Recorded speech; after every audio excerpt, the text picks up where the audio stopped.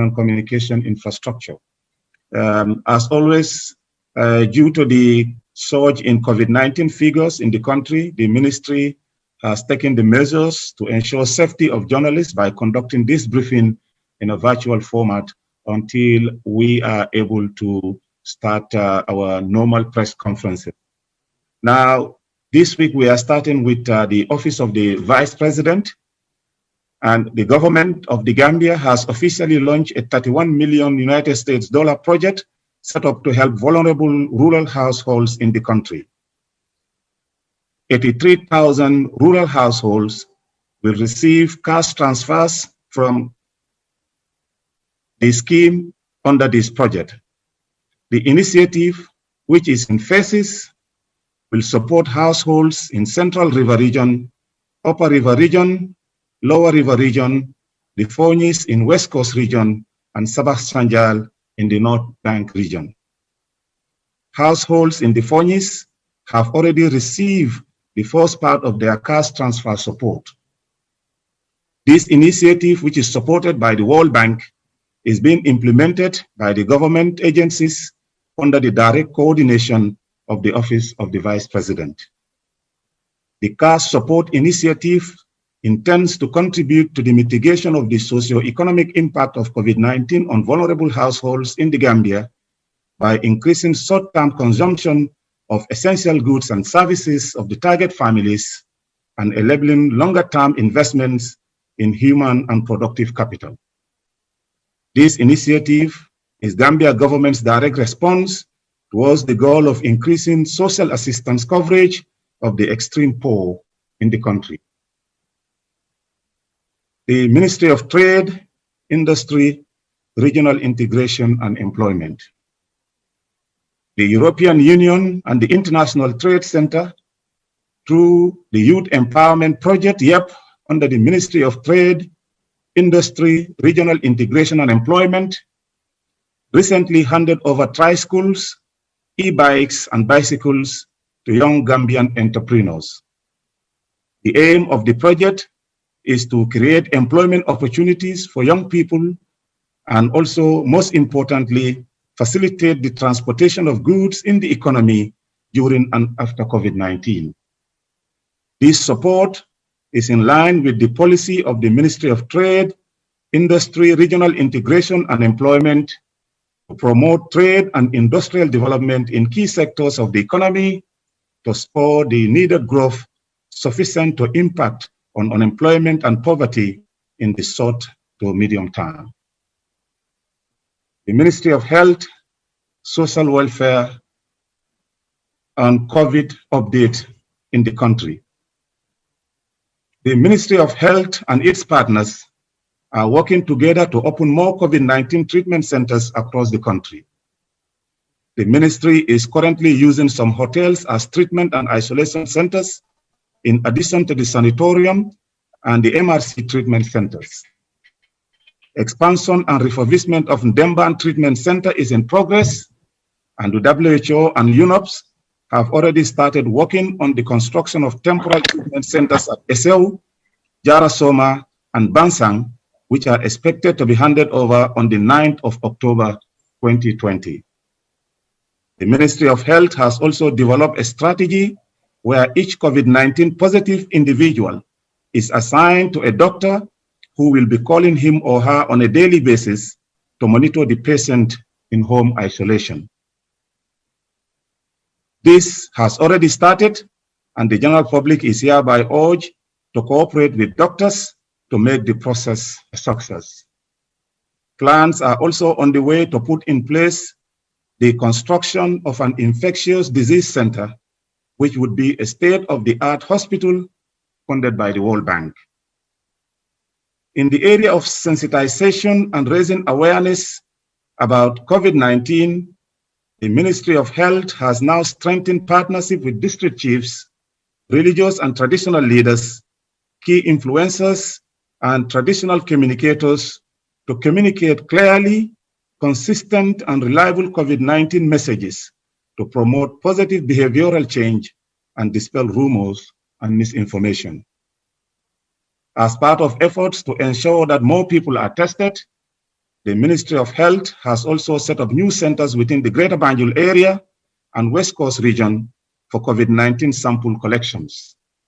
Henceforth, anyone who wants to do a COVID-19 test would have their samples collected from the following collection points: Independence Stadium in Bakau, which is located in the KMC, and here sample collections have already started and are ongoing. Buffer zone in Talinding, also in the KMC, here too sample collections have started and it is still ongoing. Brusubi main roundabout in the West Coast region, adjacent to the petroleum building, sample collection has already started in this particular place and is still going on. Brikama West Coast region behind Mbalet Johnson, where sample collections will start on Monday, 7 September 2020. Samples will be collected from these sites only on weekdays, that is Monday to Friday from 9:30 a.m. to 3 p.m. each day of the week. The public is reminded that while at the sample collection sites, they should strictly adhere to COVID-19 prevention and control measures, including use of face masks, physical distancing, and hand washing and sanitization where possible. For more information, you can also call COVID-19 helpline 1025. The Ministry of Transport, Works and Infrastructure, and this is an update on road maintenance by the National Road Authority. The National Road Authority, NRA, has embarked on a series of major road maintenances in the Greater Banjul area as part of efforts to ensure road safety. The maintenance works are currently going on in the following places: on the Kololi Gamtel Road, Dankun Street in Bakau, Julbru Road in Kanifing, Brusubi Phase 2 Road in Brusubi, and Kanifing East Estate Access Road. Works are also ongoing on all the roads except Bakau and Julbru, which will commence immediately when the rain subsides.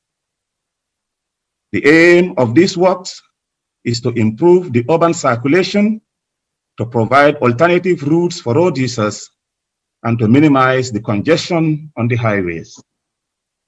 The initiative also attempts to support the proposed OIC road projects. The activities include emergency works to repair flood damages and washouts that result in the roads being cut or made impassable. Such emergency maintenance works mostly occur in the North Bank region, Central River region, and Upper River region, where most of the runoff water comes from Senegal. Currently, the National Road Authority is repairing the eroded road slide in Kumbija in the Upper River region. Repair works are also progressing smoothly on the recently cut section on the Esau Kerawan Highway at Darufodeba village in the North Bank region. Other emergency works are also currently ongoing in Kumbija village URR to repair the approaches to a recently constructed culvert that were severely damaged as a result of heavy rains. Due to their urgent need for maintenance, some roads are earmarked for 2020-2021 financial year.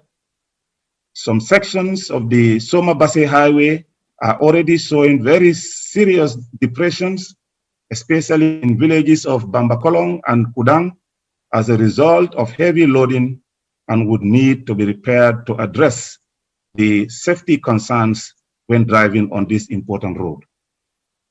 The Alunghari Bridge, Old Cape Road Bridge, Kotu Bridge, sections of Komba Coastal Highway, Soma Sankuya Road, Pakalindim Mansakonko Road, Farato Jambur Road, Kerawan Jawara Road are also among the key roads and bridges identified for periodic maintenance this year. The Ministry of Defense. A new batch of Gambia Armed Forces Peacekeeping Contingent Gamkwe 23 has left for Darfur in Sudan on the 2nd of September 2020. The troops forming this deploying contingent underwent a month-long pre-deployment training in battle lessons, battle exercises, rules of engagement, human rights, cultural diversity, convoy operations, anti-ambush drills, searches, and public order operations, among others. GAMCOI 23 consists of 132 personnel of all ranks and is led by Lieutenant Colonel Ebrima Sillah, who until now was commanding officer of 4th Infantry Battalion in Kanilai. He will be assisted by Major Abdujata as his second in command. The contingent consists of 13 officers, 119 other ranks, and 11 female soldiers. Thank you so much. This is the update from the various ministries, and we will be happy to take questions from some of you who may have questions on issues that are emerging in the country. Thank you. And I just want to say that if you ask your question, please mute your mic so that we can minimize outbound noises from the other sources. Thank you. The floor is now open for anyone who has a question. You can raise your hand and we will take your questions. Yes, Kante, I can see iAfrica. Okay, Kante, go ahead. Honorable Minister, we've seen to read that recently the government, some officials from Senegal were in the country on a mission, and we made to know that both countries commit themselves in the fight against COVID-19. Can you update us on the state of that joint collaboration between Banjul and Dakar after the meeting? Okay, thank you so much, iAfrica. Indeed, the government of the Gambia, through the Ministry of Health, received health experts and other senior officials from the Ministry of Health of Senegal, who came on a visit and had some fruitful discussions with the Ministry of Health and exchanged some useful information on issues related to COVID-19 and other infectious diseases and what can be done within the context of the region here, knowing that the two countries are almost like one. This information, information sharing was extremely very useful to both countries. And the Ministry of Health, is implementing some of the measures and advices that they got from the counterparts in Senegal. And we hope that the new containment or management measures that we are seeing would be part of some of the good lessons that they have learned from their Senegalese counterparts.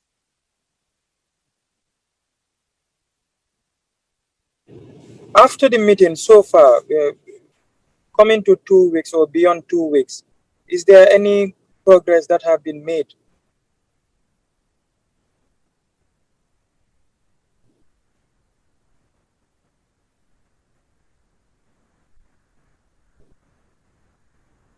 Yeah, I said barely 2 weeks.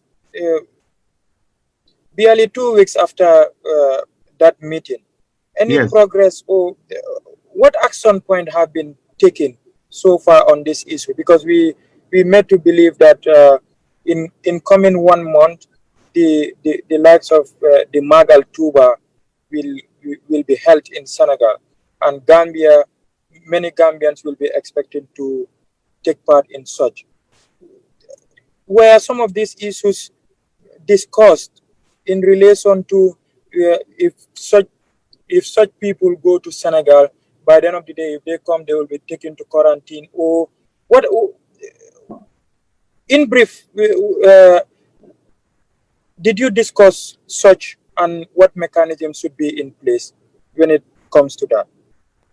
Well, thank you so much. All I can tell you is that the visit was all about exchanging ideas and information on COVID management. And that went very well.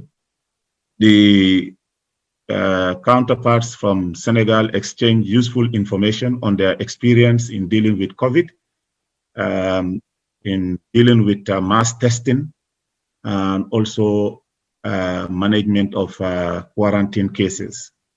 The Ministry of Health also provided information on the efforts that are going on the ground here. And those notes have been compared, and where the gaps existed, our Ministry of Health actually, improve on some of the gaps that actually existed, and now we are seeing that effort, in the direction of implementation. Now, regarding the Magal, yes, we have been hearing that the Magal is going to take place in October, I guess, and we are not sure yet whether people will be traveling from here. But as far as the Gambia is concerned, the rules right now as they apply are clear. We have a community infection, and that the country is mindful that traveling to gatherings like this, where it is likely that people will come in large numbers, and observing the rules related to COVID-19 may be difficult in such situations. And as a result, that is a concern for the government of the Gambia, that is a concern for the Ministry of Health, and at the appropriate time, measures will be made public so that people know what to do, and they will know the position of the government on this.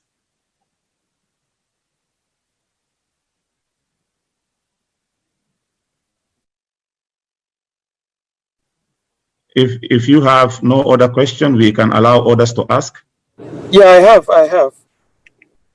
Okay, but can we allow others to ask? We have QTV, we have Gambia Talent, and others that are in-house. So if those people have questions, they can ask, then we can come back to you later.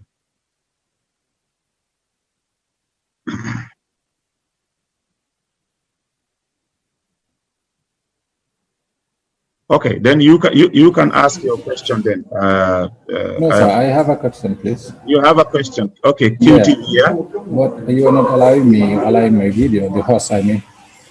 Okay, Africa, you can ask. No, QTV. QTV. I mean the host would allow the video, the QTV video. No, I mean, you should click on your device that you are using, the video device. But he's denying. So. Yes, Mr. Caesar, I have just very well. So, thank you so much, Honorable Minister, for the update. And we must actually commend the government for the efforts so far. My question will actually... If you can speak a bit louder, we are not hearing you because there is noise from your background. Okay, I'm saying thank you so much, Honorable Minister, for the update. Are you getting me, sir? Hello? We are getting you now. All right, I am saying thank you so much, Honorable Minister, for the update. And we must commend the government for the efforts put in place towards the fight of the COVID-19 and the strategies. And also commend those Gambians who actually are coming forward, and other philanthropists, non-Gambian philanthropists, coming forward, donating, to the Ministry of Health to enhance government actually fight against the COVID-19. But a concern to the Ministry of Health, you did mention that you are working on expanding treatment centers and testing facilities across the country. And recently we've seen government actually getting testing equipment and even receiving donations of such from philanthropists. And most of these equipments may require a power supply to be able to operate them. And electricity, uninterrupted electricity for that matter, especially in rural Gambia, remains a challenge. Recently, we visited Bansam Hospital, and we were made to know, in fact, we can attest to that, because we paid a visit there in the night, and we were made to understand some of these health workers will resort to using their mobile torchlight to actually be able to carry out their duties, because there is no electricity and the standby generators were all down. It's one thing to get to actually open more treatment centers. It's another thing to equip them.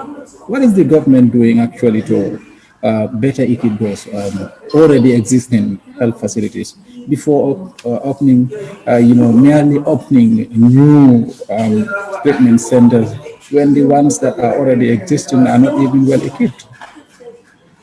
Thank you.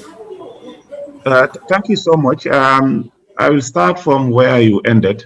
Most of the treatment centers mentioned actually are existing facilities that are being renovated to suit the purpose, and also to ensure that we spread out the treatment centers across the country, because the way this virus is spreading, I mean, you don't want to concentrate only in the greater Banjul area. You want to prepare, because right now the infection rate in the rural areas is not as serious as in the urban area. So it is important that we spread out now, and these facilities, most of them will be ready within a month in case there is need for admissions or treatment in these facilities. Regarding the issue of electricity, yes, it is true that the last 6 months have been a challenge for NAWEC in terms of provision of electricity, regular electricity supply. But we got the update from NAWEC, which came late, and we are going to use it, inshallah, next week, about the progress that they have done and the time that has been added to the ongoing supply chain. Indeed, before it could be as bad as up to 3 to 4 hours, but now this has been significantly reduced because a number of generators have been repaired, and the Brikama power station that's supposed to provide access to the 70 kilowatts that we needed was down, and now the arrangements are being made for the engineers to be here within the next 4 weeks to repair that one and to keep it running and to commission it. It is unfortunate that the health care workers were resorted to using their mobile phones when you visited the facility in Bansang. But I'm sure that with the improved electricity situation within the next 3 months, as envisaged by NAWEC, the situation will significantly improve.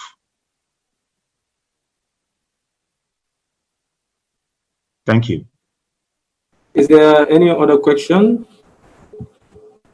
or questions? Yes, sir. I still have another question. Okay, go ahead, Mr. From yourself.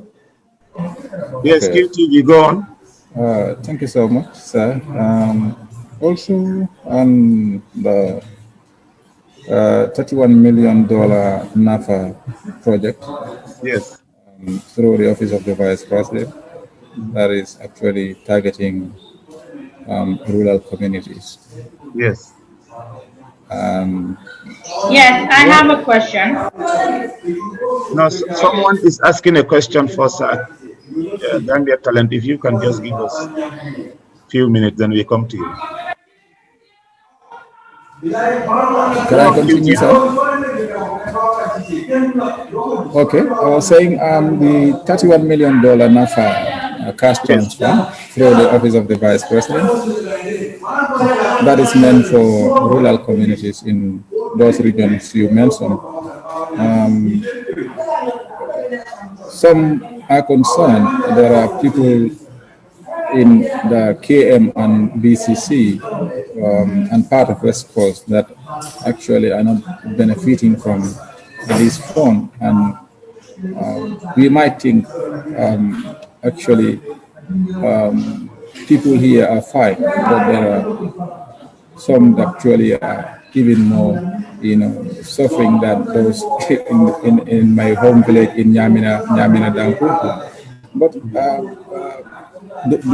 does government have plans actually to actually cover up the remaining part of the country? Let's say a part of West Coast that is not covered in this first phase, and KM and BCC. Also, what were the criteria government used to target that part of the country? What were the criteria used to select those areas? Okay, thank you so much. Also, I may suggest that you tell the people behind you to lower their voice, because there is a lot of feedback coming from your end. If you can tell them to lower their voice, then that will be good. And now, the criteria used to select the 83,000 rural households was that before the commencement of this particular project, there was a poverty needs assessment survey that was conducted, and it was established through this study that the rural communities and even in the urban area, poverty in household index indicators are more pronounced in the selected households than those in the urban area. But that is not to say that there is no poverty in the urban area. There is urban poverty, we understand. But they were looking at severe extreme poverty and what could be done as an emergency response to socio-economic needs, especially in this pandemic period. And that is why communities in the Fonyis were selected, which is part of the West Coast, Sabah Sanjal in the North Bank region, the URR, the CRR, and the LRR, households were also selected there. So this was the rationale. And we also know that because most of these rural communities, find it extremely difficult, especially during this period, which is called the lean period or the hunger season, as some people used to call it. It is always important that an intervention is provided. So that's what has already happened. The Fonyis have already received the first phase of the cash support initiative. And anytime they are going, they go with the media so that people will see, the beneficiaries and what this has impacted on their life, the support. And then from there, they move on to another region. So currently, the West Coast region of the Fonyis have already received their first phase support.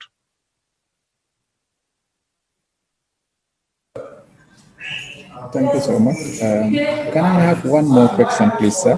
Just one more, please. But please, you have to tell the people just behind you to lower their voices. We were struggling to hear you. Yes. Please. Can you work on that first quickly? Yes, let's go to Gambia Talent while you work on them. Maybe you can just talk to them to say that they reduce their voices. We are getting a lot of feedback from here. Okay. Gambia Talent promotions are open to you for you to ask your question. Okay, can I go on? No, you can hold on first for QTV. Later and promotion will work on whilst you work on the background. Yeah. Yes, good morning, Honorable Minister. I am Fatu Samba from the Gambian Talents TV. My question is, all of a sudden we have seen Panjai Girigara of the then GDC who have resigned and now joined the NPP. Of recent, we have seen Panjai Girigara saying that he is part of the people that contributed, through the COVID-19 by providing tent at the Independence Stadium for free. My question is it trying, is this COVID-19 changing into politics? Because I think a few months ago during the press conference, I asked this question whether COVID-19 in the Gambia is been politicized, and the question was no, it's not been politicized. So seeing Panya Girigara all of a sudden after doing that at the Independence Stadium, now saying openly that he's now a member of the NPP. What can you tell us about that before I ask my other question? Thank you. Well, let me also make it clear that I am not responsible for how and what private citizens are doing, and I am not in their mind to know exactly what their intentions are anytime they come in to intervene to support. So I'm not here to take answers on political parties, but what I can tell you is that COVID-19 is a pandemic that affects all of us, either directly or indirectly. And the support from Panjai in providing the tents, I think, is welcomed, and I hope that it can be seen in that light. But as far as other issues of politics is concerned, I can tell you that COVID-19 is not being politicized. In fact, it is one thing that we want to all work together as a country to see that we bring the curve down. Thank you. Yes, Honorable Minister, my second question is, a lot of people are complaining about the issue of NAWEC, especially at night, people are complaining because we always go out on Gambian Talents, the coffee night ride, and people will say you cannot stay at home when there is no light. What is your government trying to do with NAWEC? Due to this COVID-19, staying at home without no light, you wouldn't even know information that is happening in the country. Yes, it is true that of late, especially in the last 3 months, the electricity situation was not that we wished for. But as I said in the previous answer, we've got the updates from NAWEC, which came a bit late, so we could not include it in this morning's briefing. But reading from what they have sent to us, it seems they are making some significant progress in terms of increasing and boosting the generation capacity, and also, ongoing repair to the distribution networks, because part of the problem also is not that the generating capacity is not there at some times. The problem also is the aged infrastructure that we have. The distribution lines are old, and in some cases, you have a lot of, electricity that is wasted, in the distribution of the power. So, but they are working on that, and they are also doing the maintenance. They have finished with the maintenance of one of the generators. They are currently doing one which is expected to finish by the end of September, and they hope to also start the Brikama Power Station in October, which they believe, when completed, the repair works completed in that particular station in Brikama, it will be more than the 70 megawatts that is needed in a day, to generate electricity, which means that we'll have excess. So all these things are ongoing, and also the envisaged commissioning of the power project, the West Africa power project, which is coming from Guinea-Conakry through Senegal, Guinea-Bissau through Senegal to the Gambia, is also on target, and they hope that this will in fact give the Gambia much needed generating capacity. So I mean, but also to say that because you don't have electricity at home,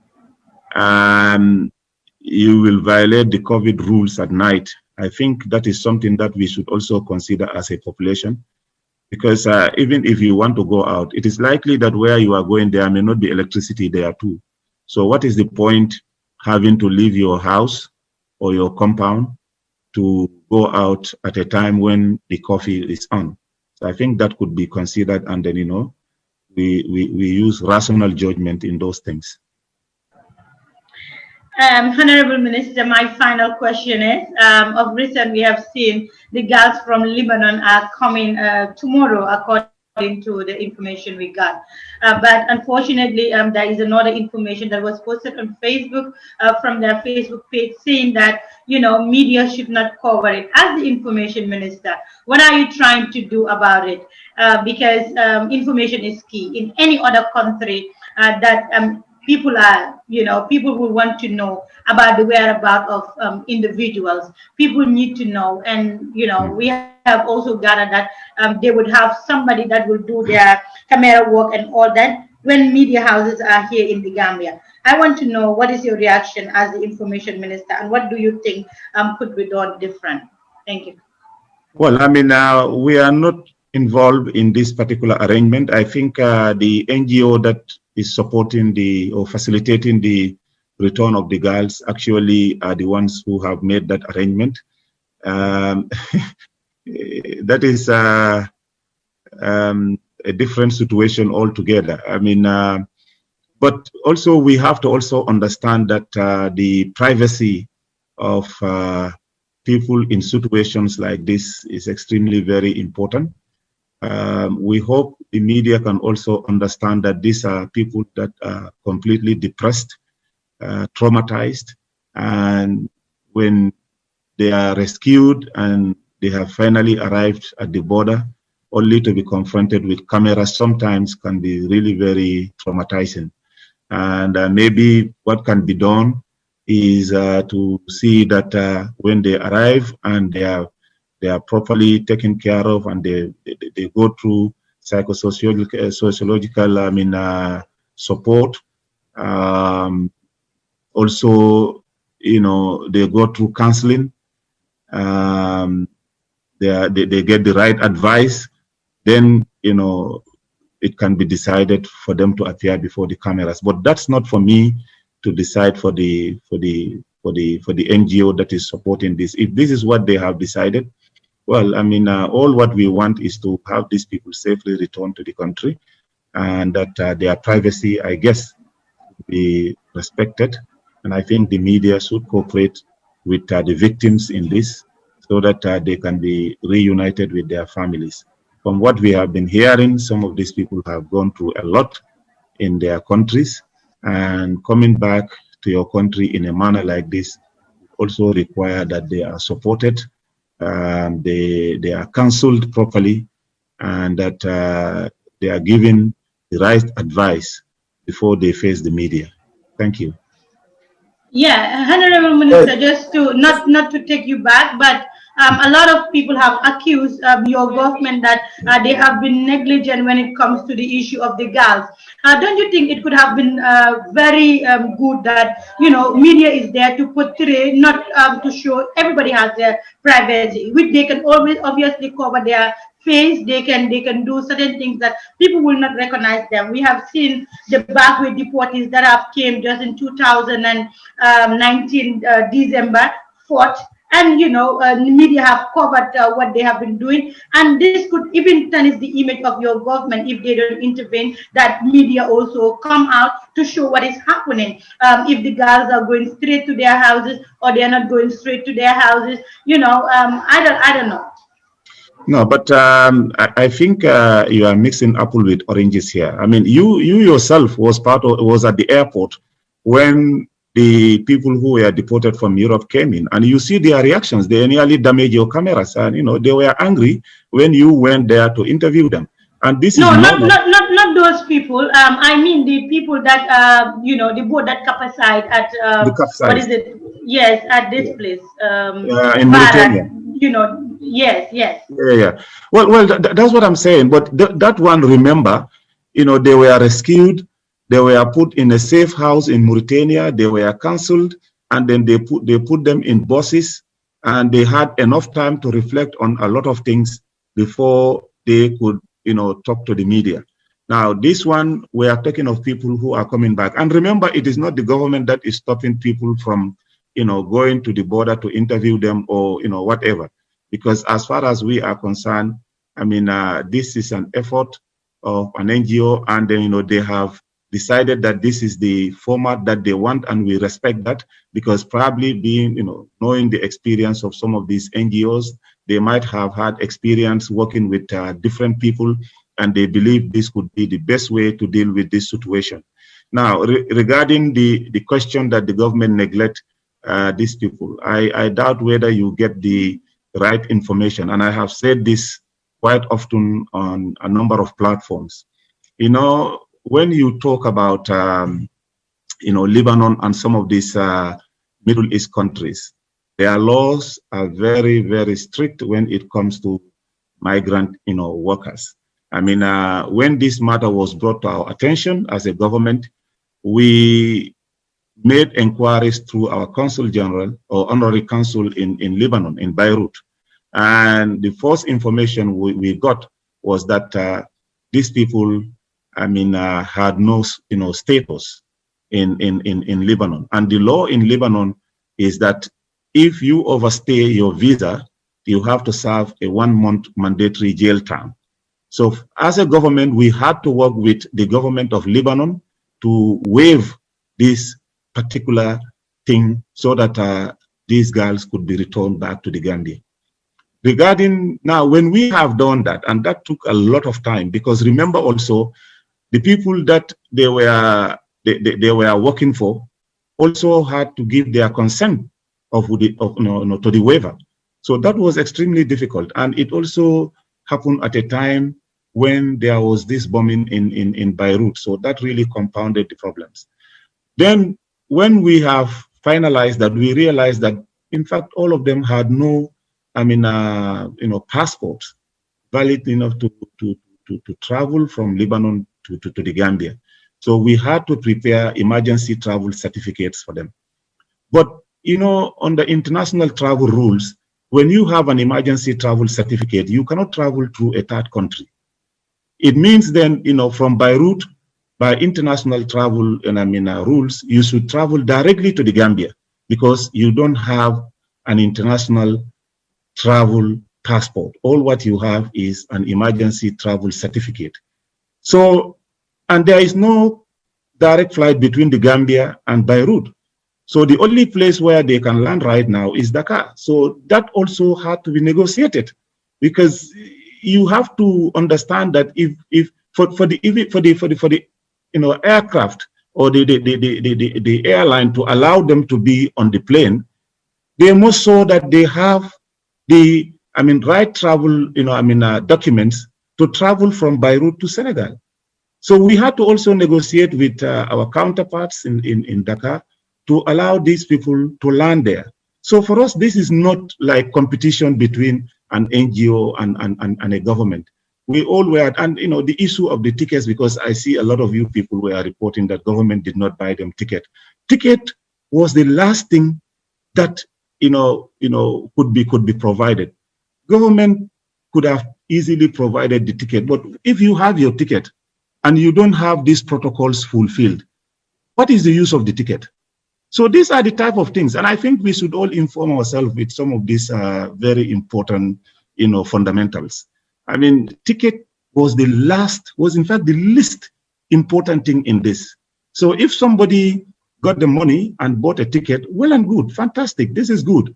But you know that an NGO or an individual could not actually negotiate these type of complex diplomatic issues without the direct involvement of a state.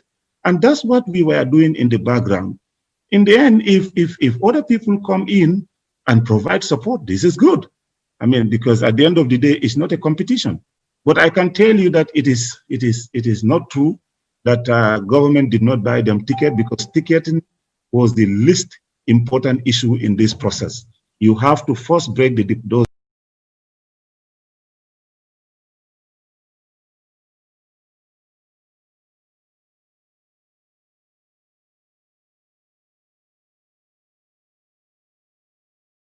country where they are in, and then, give the consular. Yeah, you can.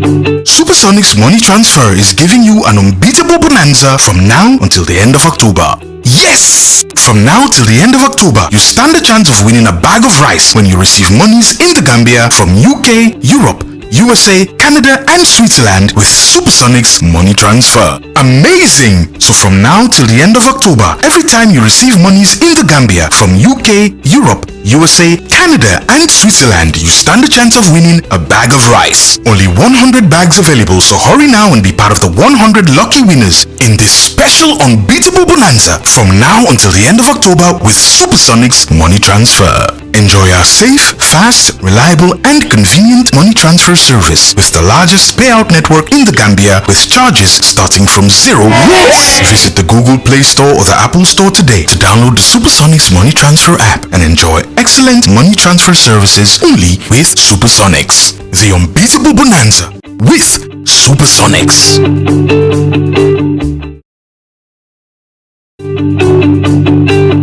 Supersonic's money transfer ñoo dellu si waat indi leen xéewal bu neex a neex fii ba weeri octobre di jeex. Waaw, fii ba weeri octobre di jeex mën nga am sansu win benn saaku maalo saa yoo jotee xaalis fii ci biir réewi Gambia bàyyee ko foofu sa UK, Europe, US, Canada ak Switzerland ak Supersonic's money transfer.